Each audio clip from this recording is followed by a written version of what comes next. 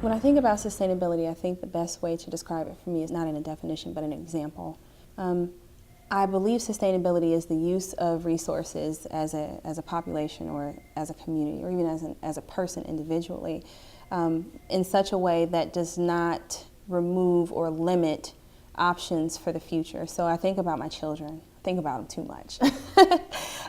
But not taking so much from, say, my bank account if I'm saving some money, so that it depreciates what it is that they could take out in the future. So sustainability is having options for the future. The future has the same options, if not better, than what we currently have. If we are leaving our environment in a worse state than what it existed, we are doing a disservice to what the future society can actually accomplish. And I was actually thinking about where would humans be if they were not solving our problems. So would we be teleporting if they weren't trying to figure out how to handle our nuclear waste? How fair is that to them in terms of advancement, because they're not able to focus on moving forward, but focusing on how to just survive because we were so poorly adapted to taking care of ourselves in terms of resource use.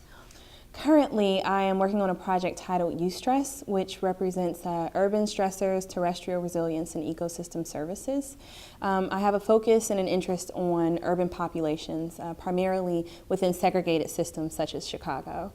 The project explores how ambient air pollution potentially impacts urban plant life with a focus on urban agriculture. So I'm looking at how air quality varies by looking at the plants within the area.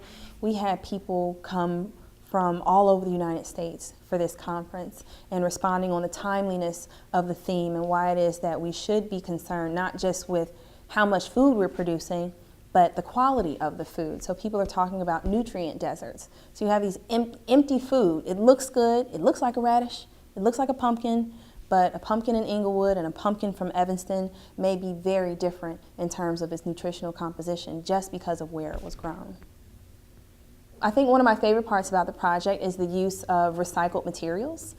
The bins that the food is grown in are created from 10 or 20 gallon Tupperware storage bins and use recycled water bottles that I find on campus.